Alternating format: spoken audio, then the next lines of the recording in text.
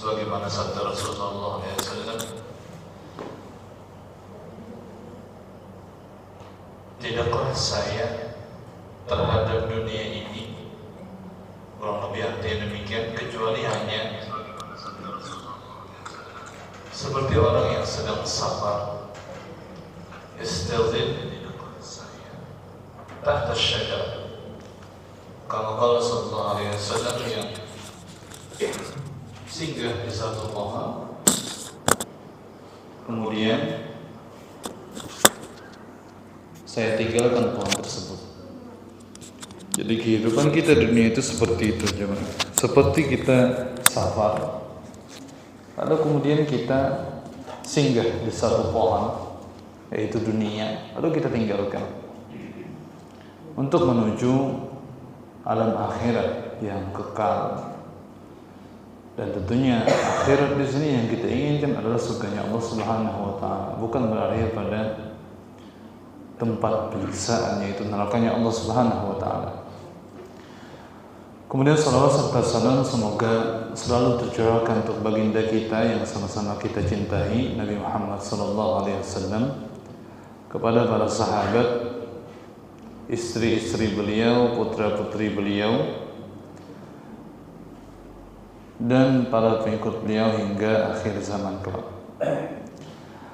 Kaum muslimin, jamaah, bapak-bapak dan ibu-ibu sekalian, sebagaimana yang sudah disebarkan, ya, insyaallah pada malam hari ini kita akan membahas satu tema, yaitu tentang husnudzan, tentang berprasangka baik. Kalau kita ditanya jemaah, kira-kira prasangka baik ini kan termasuk amalan kan?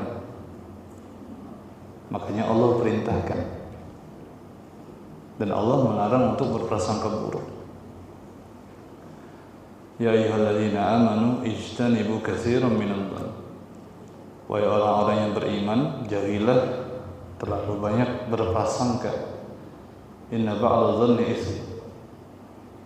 Karena sebagian dari prasangka itu adalah dosa.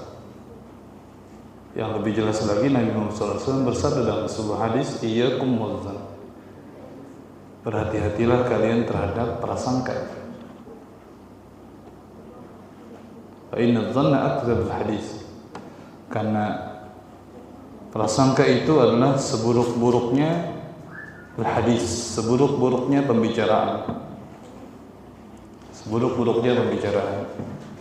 Dalil-dalil menyatakan dan menunjukkan bahwa kita dilarang untuk berprasangka buruk.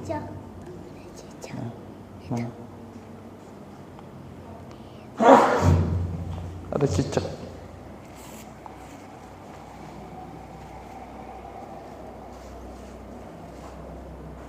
Buang sampah. Buang situ. Itu situ. Buang.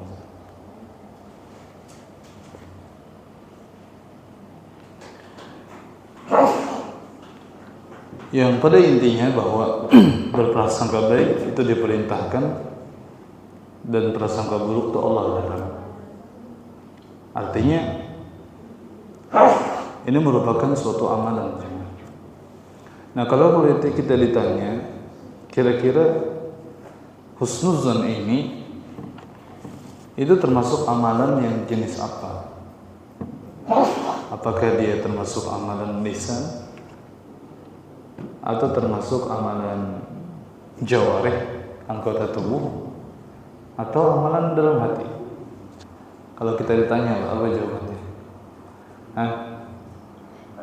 Dalam hati kan? Adalah amalan dalam hati.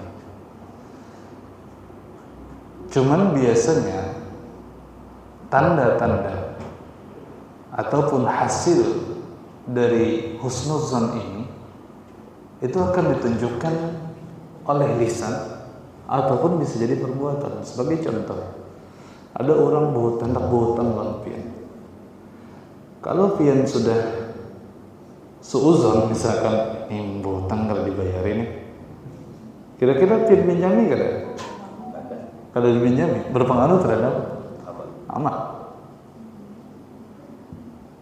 Tapi kalau pian ya husnuzan dengan orang ini yang datang dan pian, apa yang terjadi?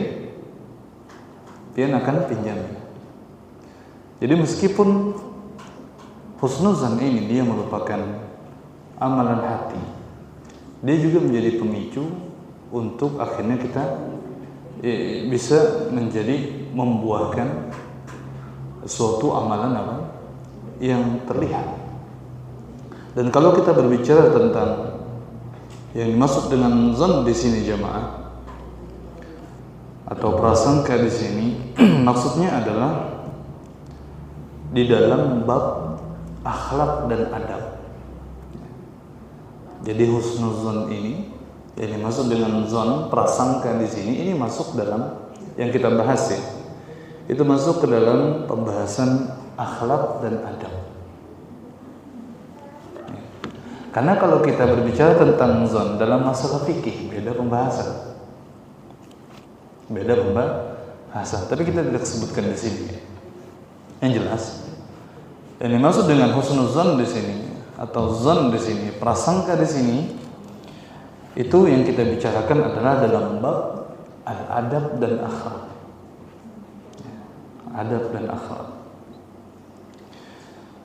Kemudian meskipun tadi kita katakan husnuzon atau su'uzon di sini cakupan bahasanya adalah bahasan akhlak dan adab, tapi dia juga mempunyai keterkaitan dengan akidah nantinya, terutama dalam masalah husnuzon kepada Sang Khaliq, berhusnuzon kepada Allah Subhanahu wa taala. Karena husnuzon ini jamaah bisa kita lihat dan pelajari dari dua sisi pula. Husnuzon kepada Sang Khaliq, pada Allah Subhanahu wa taala, dan husnuzon kepada al-makhluk, kepada makhluk-makhluk Allah Subhanahu wa taala, terutama manusia. Manusia ada yang muslim, ada yang kafir. Bagaimana caranya kita sikap kita dalam masalah prasangka ini kepada orang yang beriman bagaimana, kepada orang yang kafir bagaimana. Nah itu insya Allah yang akan kita pelajari. Jamaah sekalian rahimani wa rahimakumullah, dan para ulama memberikan perhatian yang khusus memang dalam masalah zon atau prasangka husnuzon ini. Buktinya apa? Buktinya diantara para ulama memberikan atau menuliskan bab khusus tentang zon. Semisal Imam Al-Bukhari rahimahullah ta'ala dalam Adabul Mufrad, beliau dan beliau masukkan ini dalam adab. Dalam Adabul Mufrad beliau mengkhususkan ada satu bab namanya bab az-zan, bab tentang prasangka. Imam Abu Daud juga demikian. Dalam Sunan beliau ada bab zan tentang prasangka.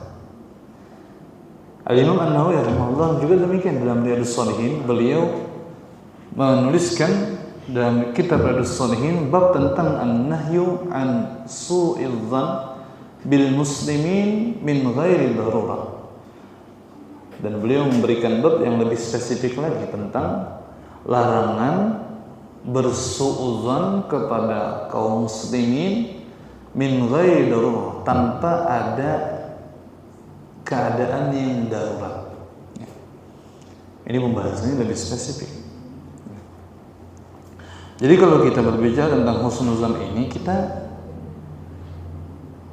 secara umum bisa membahas dari dua sisi. Yang pertama, husnuzon kepada Sang Al-Khaliq, kepada Allah Subhanahu wa taala, dan yang kedua adalah husnuzon kepada al-makhluk.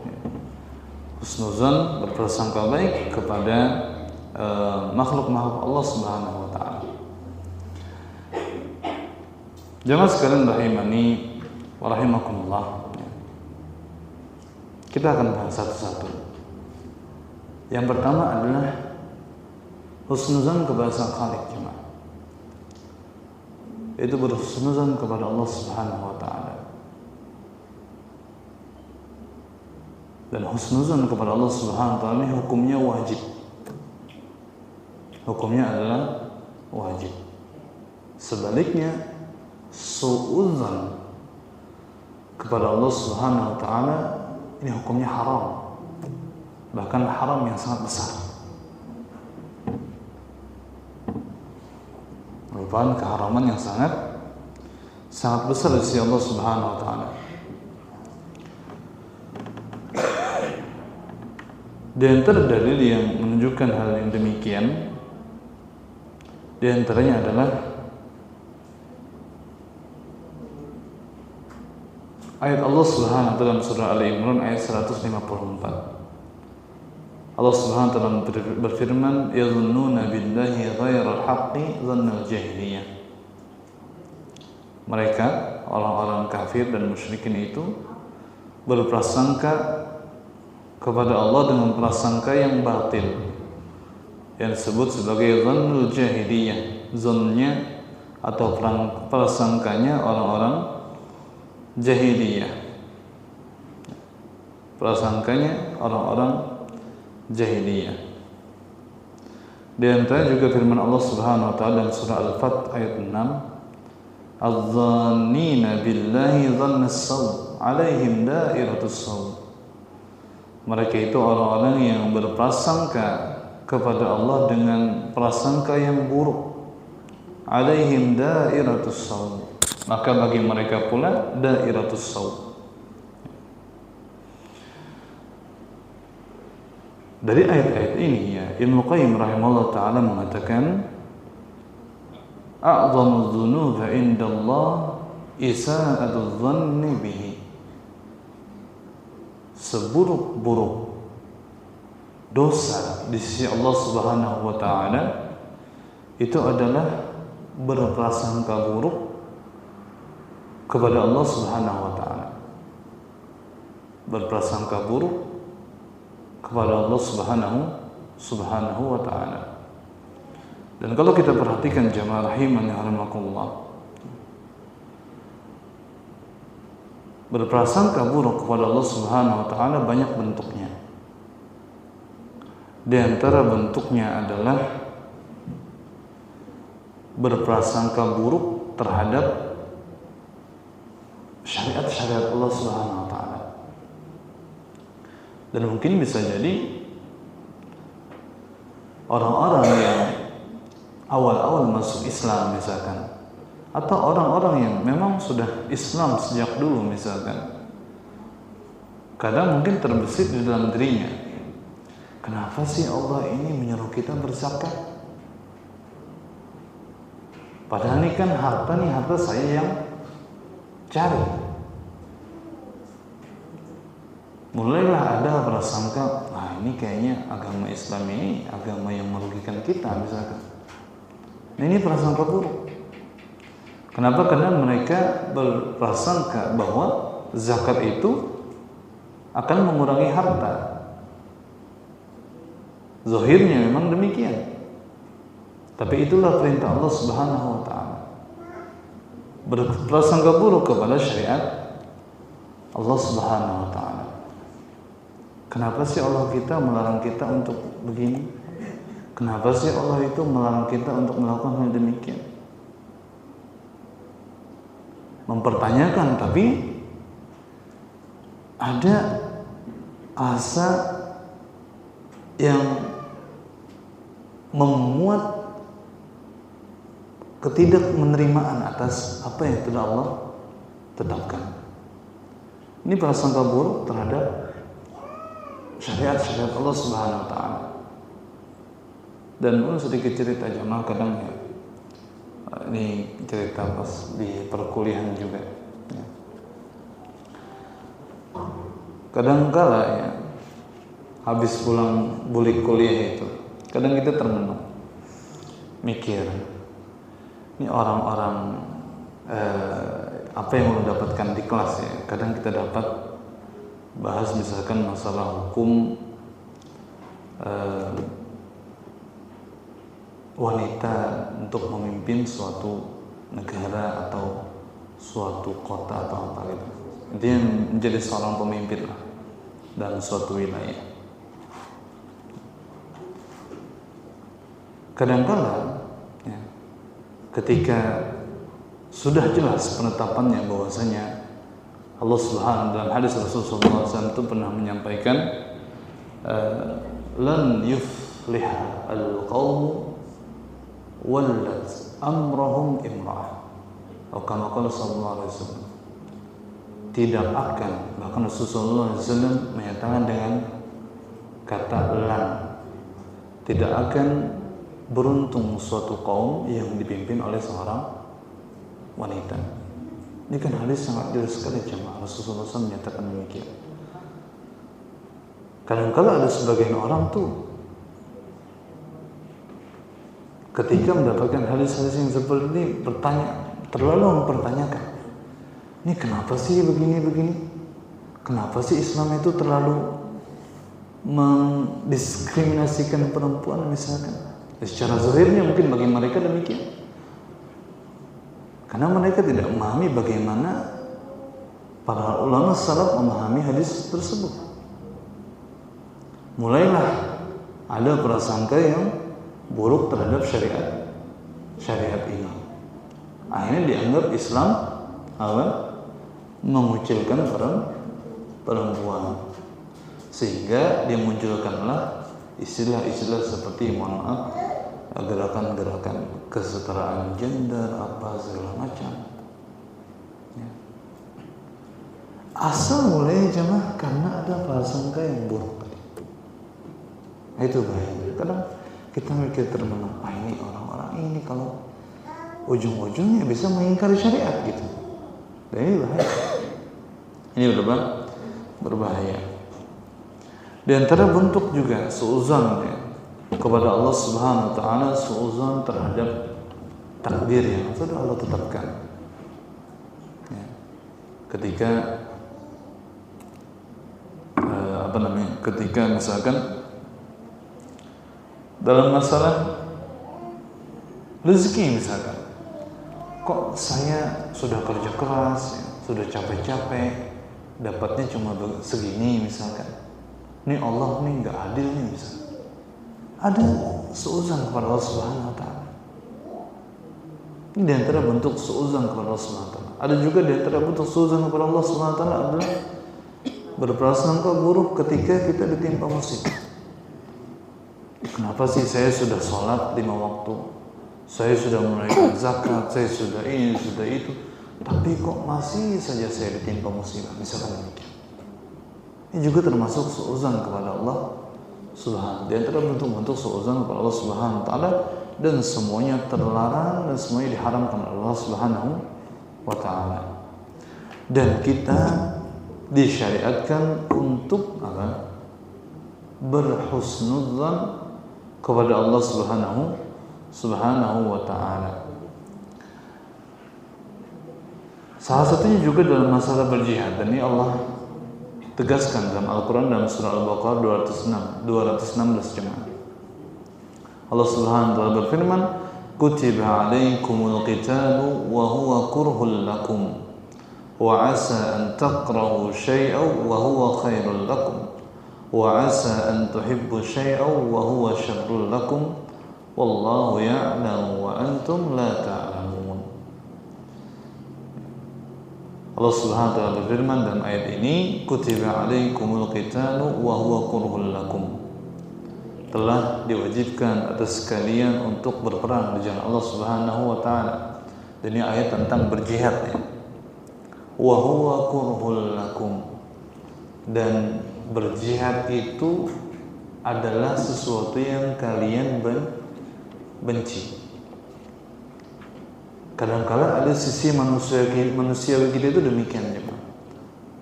Tidak usah masalah jihad, jadi masalah zakat saja. Karena ada kecintaan kita kepada harta. Kalau orang yang bersuuzan kepada Allah SWT, bisa jadi dia akan ngapain sih, apa ini? Bisa jadi dia akan Ngapain sih agama Islam begini dan begini? Merugikan kita gitu. Kemudian wa asa an taqra'u syai'an wa huwa khairul lakum. Bisa jadi engkau membenci sesuatu padahal itu baik bagimu. Wa asa an tuhibbu syai'an wa huwa syarrul lakum. Dan sebaliknya, bisa jadi kalian mencintai sesuatu padahal itu buruk bagi kalian. Wallahu ya'lam wa antum la ta'lamun. Dan Allah Maha mengetahui sedangkan kalian tidak mengetahui apapun. Dan berjihad jemaah bagi orang-orang yang tahu fadilahnya antara dua. Kalau dia menang, dia mendapatkan keutamaan, mendapatkan kemenangan dari Allah Subhanahu wa taala, mendapatkan ghanimah. Kalau dia kalah, syahid di jalan Allah Subhanahu wa taala. Bagi orang-orang yang benar-benar memahami syariat jihad, ya, maka akhir dari jihad tersebut adalah kebaikan. Dan ini jamaah jadikan prinsip dalam hidup kita. Ya. Ayat ini merupakan salah satu ayat yang memberikan kita prinsip dalam hidup kita. Yaitu apa? Kadang-kadang kita itu mendapat dalam kehidupan kita nggak sesuai dengan ekspektasi dengan harapan kita. Apalagi kalau misalkan kita sudah bekerja keras, ya. Kita sudah bekerja keras untuk sembuh dari suatu penyakit, sudah bekerja keras untuk mengumpulkan harta, ya.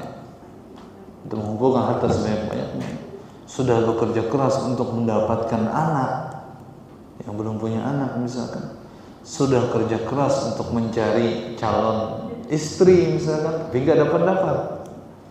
Sudah kerja keras cari calon suami misalkan, tapi nggak dapat. Sudah kerja keras mempertahankan rumah tangga, tapi cerai juga. Ya. Kadang-kadang ada dalam kehidupan kita itu nggak sesuai dengan keinginan kita, nggak sesuai dengan ekspektasi kita. Maka jadikan ayat ini prinsip dalam hidup kita jamaah. Bisa jadi yang kita benci itu baik bagi kita, tapi kita nggak tahu. Dan ayat ini mengandung dua unsur jamaah. Yang pertama mengandung kita, artinya kita harus bersabar. Yang kedua kita harus berhusnuzan kepada Allah Subhanahu.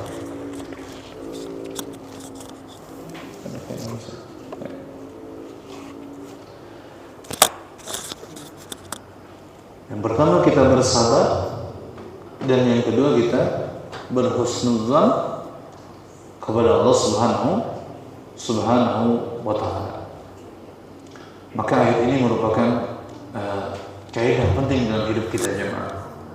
Apalagi kalau kita mendapati dalam hidup kita itu nggak sesuai dengan ekspektasi kita, nggak sesuai dengan kenyataan kita. Banyak ujian datang, dan ujian kita ini jangan nggak ada apa-apanya dengan ujian orang-orang soleh terdahulu. Ujian yang dialami oleh Aisyah radhiyallahu anha, dialami oleh Rasulullah SAW. Rasulullah SAW pernah diuji dalam rumah tangga beliau.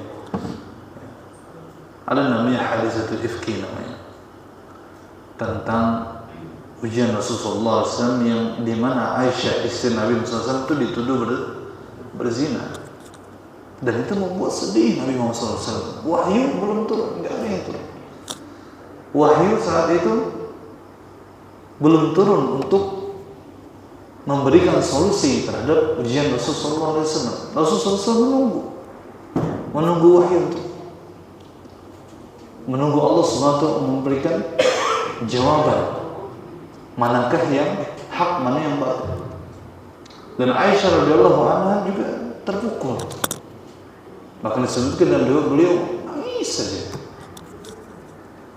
Dan itu ujian terjadi pada siapa? Pada Nabi Muhammad SAW dan Aisyah, orang-orang yang mulia jemaah. Ya.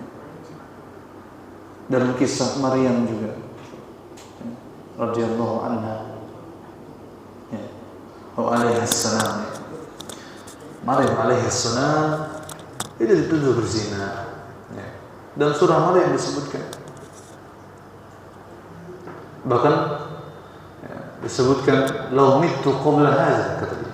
Seandainya saya mati saja sebelum ini, sampai menyatakan demikian, saking beratnya ujian tersebut.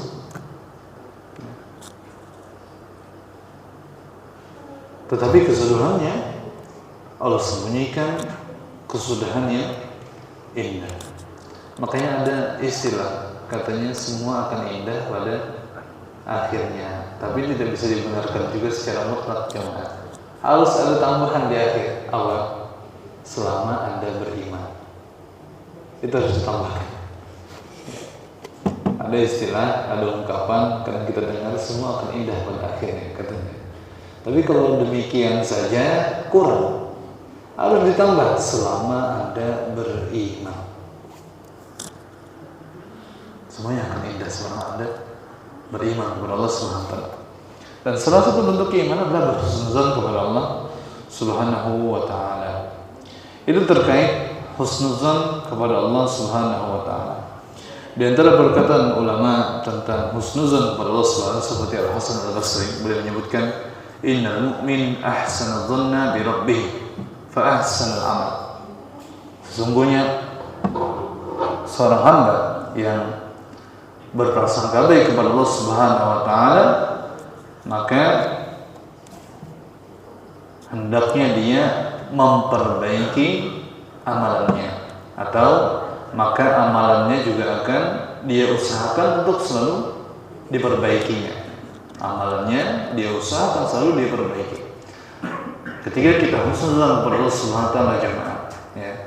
Husnuzan di sini maksudnya ketika kita berharap, benar-benar ada rasa harap agar Allah Subhanahu wa taala menerima seluruh amalan kita, maka seorang akan lebih semangat. Sebaliknya kalau seorang seuzon ya, dengan Allah Subhanahu wa taala, wa annal fajir asa'a dhanna bi rabbih fa asa'a al-amal. Adapun orang-orang yang fajir, orang-orang yang buruk, mereka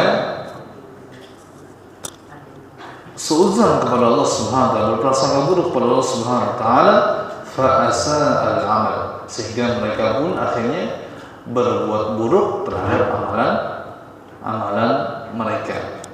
Ini semakna dengan apa yang kita sampaikan tadi, bahwa yang namanya husnuzan ataupun suuzan kepada Allah Subhanahu wa taala ini bisa menjadi pemantik atau mempengaruhi amalan seseorang.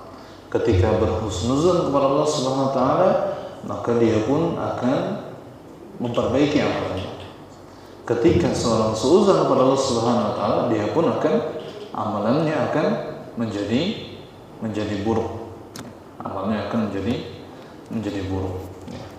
Terutama jemaah, husnuzan kepada Allah Subhanahu wa taala ini juga di antara bentuknya adalah husnuzan bahwasanya Allah Subhanahu wa taala menerima taubat atau menerima amalan seorang hamba. Berhusnuzan bahwasanya Allah Subhanahu wa taala akan menerima taubat seorang hamba dan menerima amalannya. Dan ini tujuannya adalah untuk menghilangkan al-ya'su, berputus asa daripada rahmat Allah Subhanahu wa taala. Karena ada sebagian orang jemaah, saking dia ini ya, bersuuzon ya, bahwasanya berburuk sangka kepada Allah Subhanahu wa taala, bahwasanya ini kayaknya Allah tidak akan menerima taubat saya. Ini tidak mau taubat. Dan ini dilarang oleh Allah Subhanahu wa taala. Berputus asa dari rahmat Allah Subhanahu wa taala ini merupakan hal yang sangat-sangat dilarang oleh Allah Subhanahu wa taala. Makanya Allah Subhanahu wa taala berfirman dalam sebuah hadis qudsi, innakum tukhti'una bil-laili wan-nahar wa ana aghfiru dzunuba jami'a fastaghfiruni aghfir lakum. Allah sendiri yang menyuruh kita. Sesungguhnya kalian itu selalu berbuat kesalahan, dan itu niscaya akan selalu kita lakukan jemaah, di siang dan di malam hari. Wa ana aghfiru dzunuba jami'a. Jadi kalau kita perhatikan hadis ini jemaah, Allah Subhanahu wa taala setelah mengingatkan kita ini loh berbuat salah. Allah ingatkan itu. Allah Subhanahu wa taala bukan mengatakan setelahnya aku akan azab kalian. Bukan demikian. Tapi malah sebaliknya. Salah satunya agar kita tidak berputus asa daripada rahmat Allah Subhanahu wa taala. Kita salah, oke, kita berbuat dosa, oke, tapi Allah Subhanahu wa taala juga perintahkan kita, ingatkan kita bahwasanya Allah Maha Pengampun. Fastaghfirun, kan Allah tekankan, Allah perintahkan, maka mintalah ampun kepadaku, aghfirlakum, maka aku akan ampuni kalian. Sebanyak apapun dosa seorang hamba, ya, jangan pernah dia berputus asa dari rahmat Allah Subhanahu wa taala. Ya. Jadi ada beberapa buah yang bisa kita dapatkan dari husnuzan kepada Allah Subhanahu wa taala. Di antaranya adalah di antara buah ataupun hasil dari husnuzan kepada Allah Subhanahu wa taala, yang pertama menyelamatkan seseorang hamba dari kesesatan bahkan kekufuran. Dalam mana kita tahu ini jemaah, dari bentuk suuzan kepada Allah Subhanahu wa taala ini. Di antara bentuk suuzan kepada Allah Subhanahu wa taala adalah berburuk sangka terhadap syariat yang Allah tetapkan untuk kita. Kenapa sih Allah menyuruh kita berperang? Itu kan Allah menyuruh kita berjihad misalkan, itu kan sesuatu yang bisa melukai kita atau bisa membunuh kita. Akhirnya apa? Gak usahlah berjihad. Berjihad ini sesuatu yang buruk oleh dia. Ujung-ujungnya apa? Ujung-ujungnya kepada kesesatan atau bahkan mengingkari syariat Allah SWT. Maka husnuzan akan membuahkan apa? Menyelamatkan seorang hamba dari kesesatan bahkan kufur kepada Allah SWT. Yang kedua di antara buah dari husnuzan adalah membuat seorang hamba lebih beriman kepada takdir. Beriman kepada takdir ini bahkan termasuk rukun iman jemaah. Ya. Al-iman bil qadar khairihi wa syarrihi. Tu'minu bil qadari khairihi wa syarrihi. Engkau beriman kepada Allah Subhanahu wa taala dengan takdirnya khairihi wa syarrihi, yang baik maupun takdir yang buruk. Takdir yang baik maupun takdir yang buruk. Tapi meskipun Allah sudah menentukan takdir kita jemaah, Allah tetap menyuruh kita untuk beramal. Allah menyuruh kita untuk berusaha. Rezeki seorang Allah sudah tentukan. Tapi di samping itu Allah tetap suruh kita untuk berusaha. Itulah yang dinamakan dengan tawakal. Kematian seorang Allah sudah tentukan. Tetapi Allah juga menyuruh kita berusaha untuk berobat. Tapi kalau sudah berobat ternyata meninggal juga, itu takdir. Kita harus ingat ketika sudah terjadi, Allah wa masyaallah, itu Allah akan lebih membuat hati kita lebih tenang. Daripada kita, aduh kenapa sih Allah kayak gini, kenapa sih Allah, ujung-ujungnya malah mencela Allah Subhanahu wa taala. Maka berhusnuzan kepada Allah Subhanahu wa taala salah satu buahnya adalah membuat seseorang hamba akan lebih beriman kepada takdir Allah Subhanahu wa taala. Di antara buahnya juga adalah membuat seorang hamba lebih bersabar akan takdir buruk ataupun musibah yang sudah Allah tetapkan. Dan yang terakhir tadi, menghindarkan seorang hamba dari berputus asa dari rahmat Allah Subhanahu wa taala.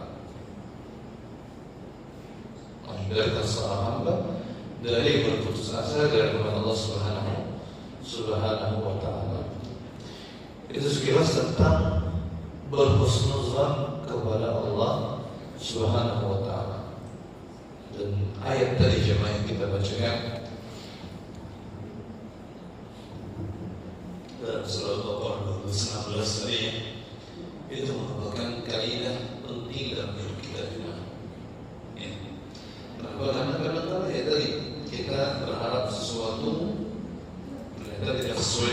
ekspektasi kita tidak sesuai dengan harapan kita, maka yang kita lakukan adalah bisa jadi di bulan ini lebih baik bagi saya dan saya atau kemudian pasti pernah mengalami hal demikian. Kadang kita itu cuma kita punya keinginan begini, kita ingin A, misalnya.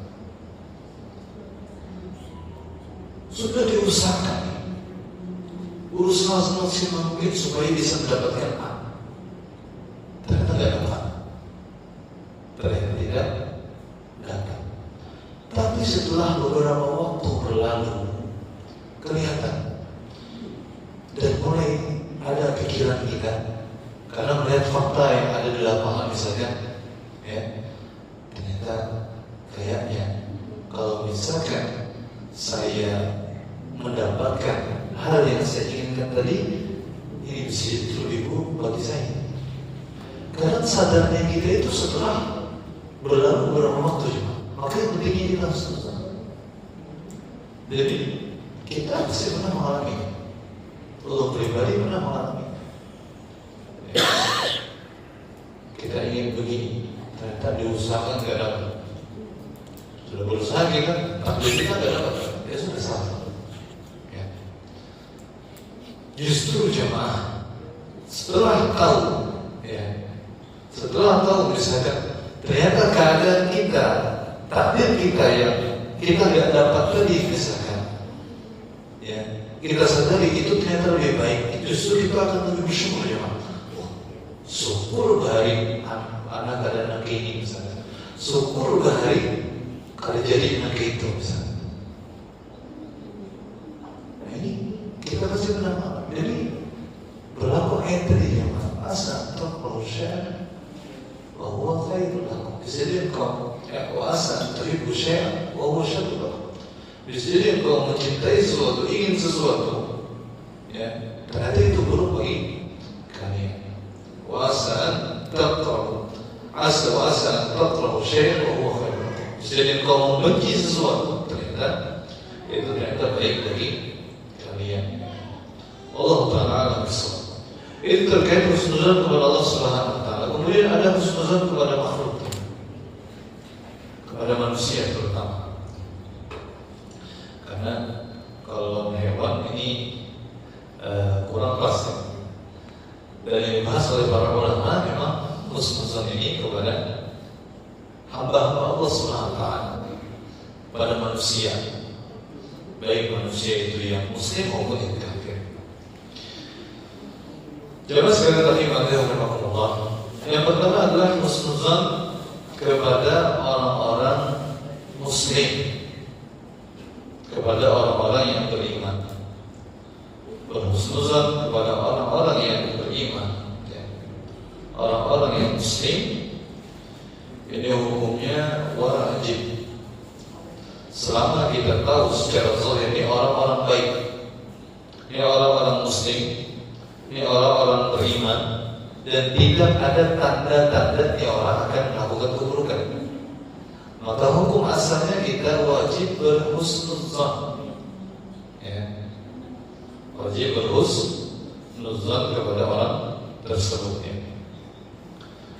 Nah ini yang sebaliknya kita diharamkan untuk bersuuzon kepada orang yang beriman. Secara zahir yang kita tahu ini orang beriman, ini orang muslim, dan tidak ada tanda-tanda dia melakukan keburukan. Dan ini yang Allah firmankan dalam surah Al-Hujr ayat 12, ya ayyuhalladzina amanu ijtanibu katsiran minadh-dhanni inna ba'dadh-dhanni ism. Wahai orang-orang yang beriman, jauhilah oleh kalian katsiran minadh-dhanni, banyak berprasangka, inna ba'dadh-dhanni ismun, karena sebagian prasangka tersebut adalah dosa. Wala tajassasu, dan janganlah kalian saling mencari-cari kesalahan. Wala yaghtab ba'dukum ba'dha, dan janganlah kalian saling menggibahi.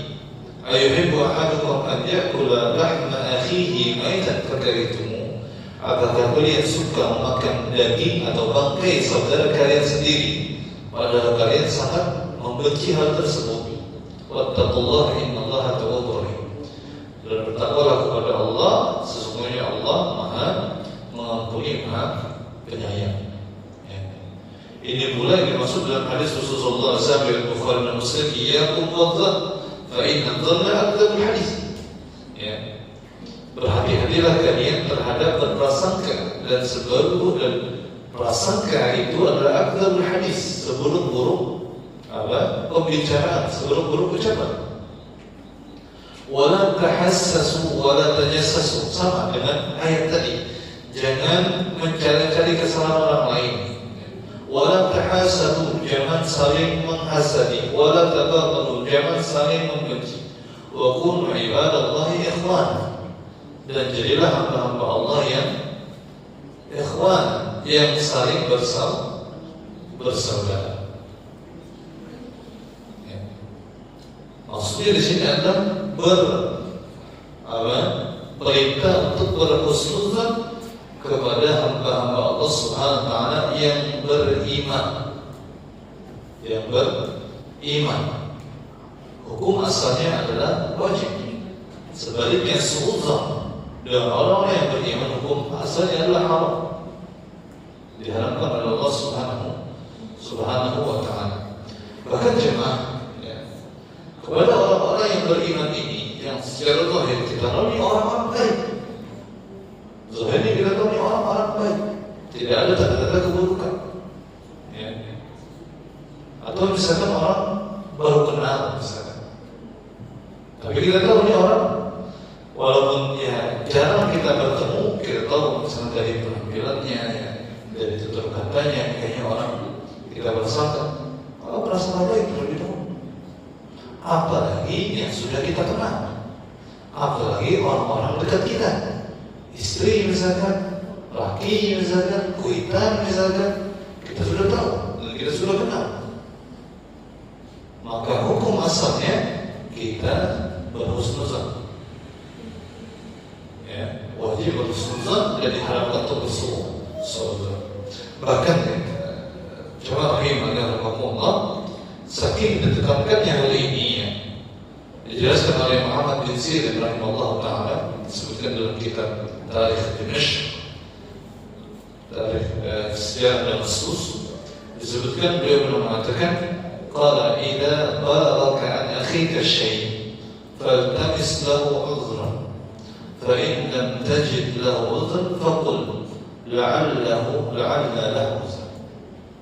Kalau sampai kepada engkau dari saudara, maksudnya adalah kalau ada hal yang buruk misalkan tentang saudaramu sampai kepadamu, atau aib saudara kita misalkan, secara tidak sengaja kita tidak nyari-nyari aib saudara kita, ternyata Allah tampakkan kepada kita misalkan.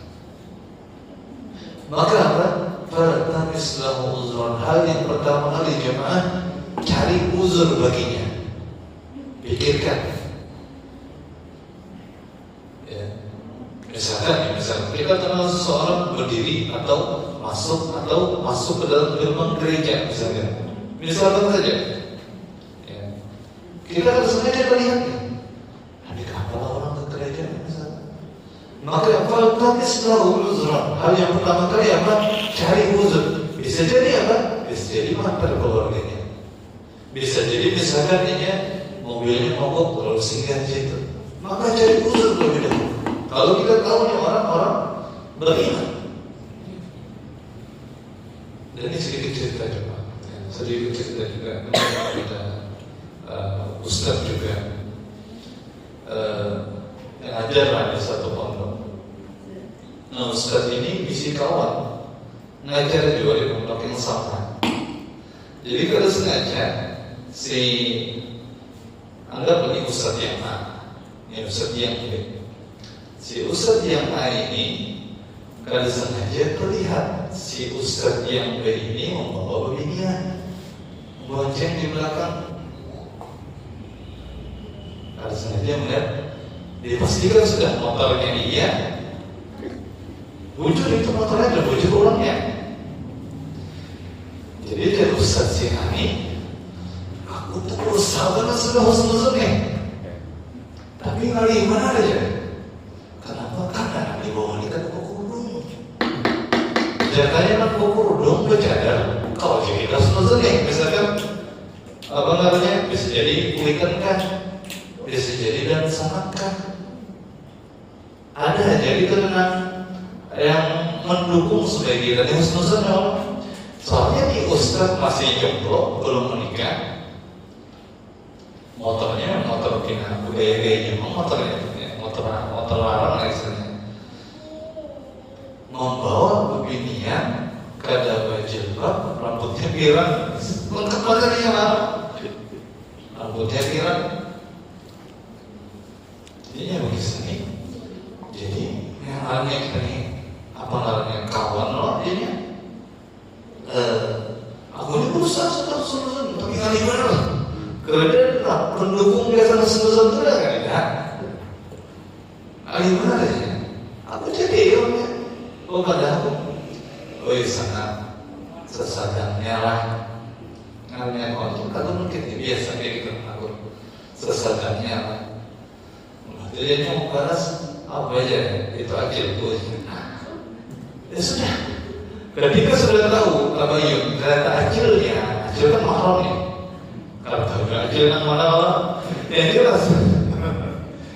Kalau akil yang mana, tapi kalau sudah demikian, jangan sudah. Kalau sampai dipikirkan, percaya aja sudah. Lebih husnuzon itu Islam. Jadinya akhirnya sudah selesai masalah, anggap aja itu aja. Urusan yang berdusta itu urusannya Allah Subhanahu wa Ta'ala. Rupanya juga jalur Ustaz ini sebetulnya aku tuh pernah melihatnya di bawah harimau sudah. Nah pertama tuh yang mau binin juga, tapi bininnya menjaga bercadar. Kau aku sebesarnya dan sematkan, ajarkan gitu. Coba yang kedua tuh nah, mulai benarnya. Kenapa? Karena kalau udah mendukungnya tadi nah di bawah kata dia maka pirang pelan-pelannya gitu. Tapi jadinya sudah itu akhirnya ya sudah kita percaya saja. Sudah saja. Makanya dia teringat loh perkataan Ibnu Sirin tadi. Kalau sengaja Allah tampakkan nih, misalkan keburukan dari saudara kita, awal syai jamaah iltamislah uzran. Cari pokoknya kayaknya ini hasilnya kan. Ini yang penting dia ini orang punya uzur. Ini orang punya uzur. Sampai jemaah dari baik dan tajid tahu uzur. Sampai kalau misalnya kita kalau memikirkan juga nih uzur apa nih kira-kira yang kita tahu apa namanya geser dan sana kita nih la uzran la arifu. Bisa jadi dia punya uzur tapi saya tidak tahu. Sampai begitu ya. Kalau memang kita tahu nih orang yang beriman, apalagi tadi orang yang dekat dengan kita dan saya lagi belum terlibat berjamaah sekalian. Terhadap pasangan juga demikian, jangan tapi suuzon. Laki lawan bini, bini lawan laki. Ya. Kecuali memang ada tanda-tanda yang jelas, biar boleh tabayun. Ya, biar boleh tabayun. Ya, biar boleh tabayun. Mempercayai kejelasan. Itu tentang berhusnuzon kepada orang yang beriman. Hukum asalnya jemaah adalah apa? Wajib. Dan kembalikan husnuzon kepada orang yang beriman, hukum asalnya adalah diharapkan oleh Allah Subhanahu wa Ta'ala. Kemudian yang kedua termasuk husnuzon, termasuk prasangka kepada makhluk adalah contoh suuzon yang diperbolehkan. Kita boleh suuzon juga kepada makhluk, kepada manusia. Contohnya adalah suuzon kepada orang yang ishtahara bainan nas bil ma'asi. Yang memang orang ini dikenal di kalangan manusia ini orang ahli maksiat. Ini orang ahli maksiat. Mohon maaf, misalkan ini orang memang orang terkenal ketujuh zina misalkan. Datang-datang lawan kita, kawah aku pinjam duit, aku nak ada lagi makanan misalkan. Bolehkah dia bersuzon misalkan? Karena dia dikenal orang suka main wanita misalkan. Musia apa? Musia ini orang duitnya geser main duitnya. Maka ini termasuk suzon yang al-jais, diperbolehkan. Karena masalah. Kalau memang tadi kita punya tanda-tanda bagi kuat gitu. Ya orang, apalagi punya kebiasaan demikian. Ini pun ada orang yang minjem duit, ya ada. Larinya ada lain di situ sudah. Maka di sini termasuk suzon yang diperbolehkan. Ya, suzon yang diperbolehkan. Oke, kata Syekh Ibnu Sa'id rahimahullah taala, Syekh Sa'id rahimahullah taala pernah mengatakan, yuhramu su'udzan bi muslim, diharamkan bersuzon kepada seorang muslim. Wa ammal kafir, bahkan beliau membahas tentang orang yang kafir. Wa ammal kafir fala yuhramu su'udzan bihi. Adapun orang yang kafir tidak terlarang bersuzon kepada orang yang kafir. Tidak terlarang bersuzon kepada orang yang kafir. Li'annahu ahlun lidzalika. Karena dia pantas atau ahlun di sini. Kalau kita terjemahkan jemaah kadang bisa pantas, kadang bisa cocok. Ya. Apalagi kalau orang kafir kita tahu dia orang yang kafir, misalkan artinya kan dikenal nih termasuk kemaksiatan. Apalagi kekufuran lebih parah daripada kemaksiatan. Wala yuhramu az-zannu fi as-su'zan fihi, maka tidak diharamkan bersuzon kepada mereka. Wa amma man 'urifa bil fusuq wal fujur fala haraja an nusi'a az-zanna bihi. Termasuk juga orang yang fasik, orang yang fajir, suka berbuat kejahatan. Maka tidak masalah kita bersuzon kepada mereka, bersuzon kepada mereka. Contoh yang paling yang mudah dipinjam duit tadi itu, misalkan. Cuma beliau mengatakan sih ada catatan. Walakin ma'adzalika la yanbaghi lil-insan an yatatabba'a awratin nas. Cuman tidak walaupun demikian tidak pantas bagi seorang untuk mencari-cari aib-aib orang lain. Jadi kita secara zahir saja kelihatan demikian. Tidak perlu cari-cari memastikan amalannya, mencari-cari mana aib-aib orang tersebut. Terutama lagi jemaah aib-aib saudara kita yang sesama muslim, mencari-cari aib orang lain. Dan ingat jemaah ya bahwa tahu aib seorang hamba atau seorang saudara kita itu bukan nikmat jemaah, itu ujian. Tahu aib saudara kita itu bukan nikmat. Jadi kadang-kadang kita dapat kalau tahu aib saudara kita itu ada kebanggaan tersendiri gitu. Ada sebagian orang demikian. Kenapa? Karena kalau orang bisa berbuat kesalahan kepada orang yang tahu dengan aibnya tersebut, kadang-kadang dia mengatakan, saya sih baru tahu kartu asnya ya, bahasa-bahasa yang zaman sekarang demikian. Oh, si bulan, itu saya tahu kartu asnya apa. Maksudnya saya tahu aibnya apa. Itu tuh secara nampaknya itu baik, tapi dalamnya misalkan saya tahu itu. Kadang-kadang ada orang demikian. Menganggap tahu aib itu nikmat, kalau itu ujian bagi kita. Apakah kita tutup atau kita sebarkan? Kalau kita tutup, maka itulah yang diharapkan. Kata Allah kepada Nabi SAW, "Man satara musliman, satara Allah yaumil qiyamah." Barang siapa yang menutup aib sama muslim, Allah akan tutup aibnya di hari kiamat. Itu ujian bagi kita. Kebalikannya kalau kita sebarkan, itu juga menjadi keburukan bagi kita. Itu suuzon yang diperbolehkan. Ada juga suuzon yang disunahkan. ada suuzon yang disunahkan. Contohnya adalah yaitu apa? Antara manusia bainal insan wa aduwwihi, antara manusia dengan musuhnya, antara manusia dengan musuhnya. Yustahabbu min su'il dzan kama bainahu wa bainahu adawah, seperti orang yang antara dia dengan orang lain itu memiliki ada permusuhan, fi dinin au dunya, dalam masalah agama ataupun dalam masalah dunia. Yakhafu ala nafsi, yang dia takuti ada keburukan yang akan menimpa dia. Kalau nih orang ini ada si A dan si B, memang nih sudah tahu kita nih orang berkelahian kita berdua, ya. Maka si A ini boleh saja bersuuzon kepada si B, maka disunahkan dalam rangka apa? Menghindari keburukan yang mungkin akan dilakukan si B kepada dia untuk menyelamatkan dirinya pula. Ya.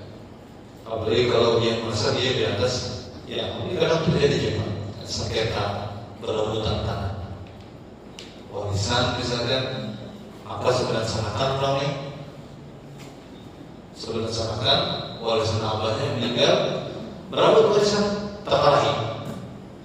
Si B dan sang ini terkenal nih salah sedikit bisa beli pasar, maka boleh saja si A ini misalkan bersuuzon kepada si B, ya, karena lagi panas-panasnya, jadi karena mau berselisih lawan si B, pokoknya menjauh. Untuk apa dalam rangka kalau misalkan kamu tentu kamu beripas, ini nggak masalah, dan maka lebih sunnah untuk menyelamatkan diri. Salah satu contoh. Contohnya husnuzon yang disunnahkan. Wallahu ta'ala a'lam bishawab. Itu terkait berhusnuzon ataupun suuzon kepada makhluk.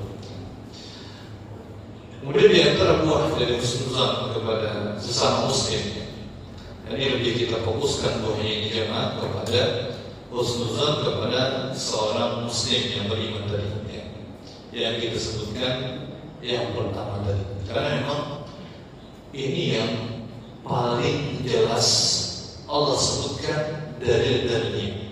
Di antara dalam surah Al-Hujurat tadi yang kita sudah sebutkan, di antara buahnya adalah agar menghindarkan apa? Dari yang namanya permusuhan antara kaum muslimin, menghindarkan dari yang namanya permusuhan. Kemudian di antara yang kedua adalah untuk merakatakan persaudaraan. Makanya di akhir hadis Rasulullah SAW menyebutkan wa kunu ibadallahi ikhwan, jadilah hamba-hamba Allah yang bersaudara, ya. Kemudian juga menghindari dari hasad, dengki, bahkan menghindari dari apa? Perbuatan yang lebih buruk daripada itu. Misalkan apa? Mencari-cari kesalahan orang lain. Misalkan apa? Menghibah. Di dalam para ulama ada menyebutkan, kenapa Allah sebutkan setelah menyebutkan tentang prasangka, Allah sebutkan setelahnya adalah yasus, mencari-cari kesalahan orang lain. Kemudian Allah sebutkan adalah ghibah, karena biasanya awal mula terjadinya ghibah, awal mula terjadinya seorang cari kesalahan orang lain, asal mulanya ada dari suuzon dulu, baru muncul cari-cari kesalahan. Kemudian bisa sampai ke ghibah dosa besar, ya. Ghibah termasuk dosa besar. Ini di antara buah-buah dari berhusnuzon kepada makhluk, ya. Allah Ta'ala bisawab. Ini segera yang dapat disampaikan ya pada kesempatan kali ini, ya. Mudah-mudahan yang sedikit ini bermanfaat, dan kita berharap jemaah hubungan persaudaraan kita itu, ya, dengan menerapkan materi kita pada hari ini itu semakin erat, ya, semakin erat, dan begitu pula antara seorang hamba dengan Allah Subhanahu Wa Taala ketika dia menerapkan benar-benar husnuzan kepada Allah Subhanahu Wa Taala, hubungannya juga akan semakin erat kepada Allah Subhanahu wa ta'ala. Demikian dapat disampaikan. Salah ada hilaf dan kekurangannya Allah mohon maaf.